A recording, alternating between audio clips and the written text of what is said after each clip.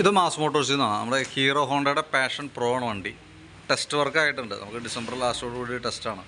അപ്പോൾ അതിൻ്റെ വർക്കുമായി ബന്ധപ്പെട്ട് നമ്മൾ കയറ്റിയാണ്. അപ്പോൾ പെയിൻറ്റിങ്ങും അതേപോലെ അതിൻ്റെ ഫിറ്റ്നസ്സൊക്കെ എടുക്കേണ്ടതായിട്ടുണ്ട്.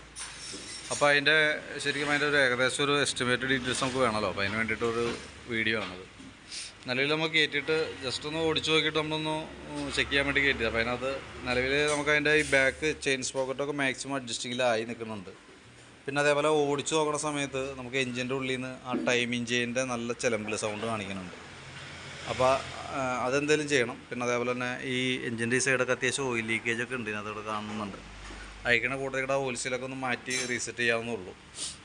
പിന്നെ അതേപോലെ പിന്നെ കണ്ട കംപ്ലൈൻറ്റ് എന്ന് വെച്ചാൽ ഫ്രണ്ട് ഗട്ടറിലൊക്കെ ചാടുമ്പോൾ ചെറിയൊരു ഷിവറിങ്, ഫ്രണ്ടിൽ ഒരു ചെറിയ ഇളക്കം പോലെ കാണിക്കുന്നുണ്ട്. അത് നമ്മൾ ചെക്ക് ചെയ്യുമ്പോൾ ഈ ഫ്രണ്ട് വീലിൻ്റെ ബെയറിങ്ങിൻ്റെ കംപ്ലൈൻറ്റാണ്. ബെയറിങ് പോയിട്ട് അതിൻ്റെ ഉള്ളിൽ വെള്ളം ഇറങ്ങിയിട്ട് ബെയറിങ് പോയേക്കണം, ആ തുരുമ്പണി കാണുന്നത്.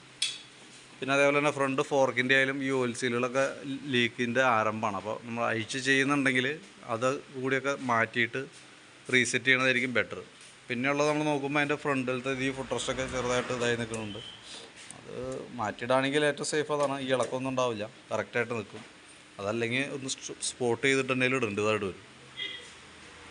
ഫ്രണ്ട് രണ്ട് സൈഡും കേട്ടോ, റൈറ്റും ലെഫ്റ്റും അങ്ങനെ തന്നെയാണ്.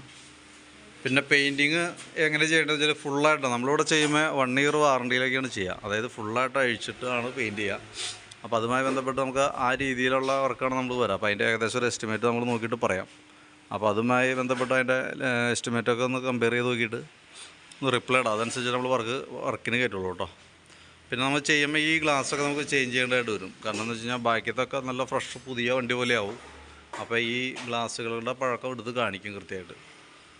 ഇൻഡിക്കേറ്ററിൻ്റെ ആയാലും ടൈലൈറ്റിൻ്റെ ആയാലും അതിൻ്റെ ഗ്ലാസ്സുകളൊക്കെ കറക്റ്റ് എടുത്ത് കാണിക്കും. പിന്നെയെന്ന് പറഞ്ഞാൽ ഈ മീറ്ററിൻ്റെ ഗ്ലാസ്സൊക്കെ അതേപോലെ തന്നെ ഫേഡായിട്ട് വെക്കണം. സ്പീഡോമീറ്റർ വർക്കിംഗ് അല്ല, അപ്പോൾ അതൊക്കെ ഒന്ന് കറക്റ്റ് ആക്കേണ്ടതായിട്ടുണ്ട്. പിന്നെയുള്ളത് പറഞ്ഞാൽ നമുക്ക് ഈ ടാങ്കിൻ്റെ ഈ ഭാഗത്തൊരു ചിളക്കുണ്ട്. നമ്മൾ നോക്കുമ്പോൾ കറക്റ്റായിട്ട് ശ്രദ്ധിച്ചാൽ മനസ്സിലാവും ഇവിടെ കാണുന്നതൊരു ചിളക്കാണ്. അപ്പോൾ പെയിൻറ്റ് ചെയ്യുമ്പോൾ അത് ലെവൽ ചെയ്തിട്ടൊക്കെ വേണം പെയിൻറ്റ് ചെയ്യാനായിട്ട്. അതല്ലെങ്കിൽ എന്ത് പറ്റുമെന്ന് വെച്ചാൽ ആ ചിളക്കുള്ള ഭാഗം കൃത്യമായിട്ട് എടുത്ത് കാണിക്കും. അപ്പോൾ അതും കൂടി ക്ലിയർ ചെയ്യേണ്ടതായിട്ടുണ്ട്. അപ്പോൾ അതൊക്കെ നമുക്ക് അഡീഷണൽ വന്ന ചിലവുകളാണത് കേട്ടോ. പിന്നെ ഇൻഡിക്കേറ്ററൊക്കെ ആയാലും ഈ സൈഡൊക്കെ പൊട്ടലും കാര്യങ്ങളൊക്കെ ഉണ്ട്. അത്യാവശ്യം ഭാഗങ്ങൾ ഉൾപ്പെടുത്തി ഏകദേശം നമ്മൾ പെയിൻറ്റ് ചെയ്ത് വരുമ്പോൾ എത്ര കോസ്റ്റ് വരുമെന്ന് നോക്കിയിട്ട് നമ്മളൊരു റേറ്റ് പറയാം, നോക്കിയിട്ട് ഒരു എസ്റ്റിമേറ്റ് പറയാം. അപ്പോൾ നോക്കിയിട്ടൊന്ന് റിപ്ലൈ ഇടാം. അതനുസരിച്ചിട്ട് നമുക്ക് വർക്ക് ചെയ്യാം. എങ്ങനെ ചെയ്യേണ്ടതെന്ന് വെച്ചാൽ ആ രീതിയിൽ ചെയ്യാം കേട്ടോ.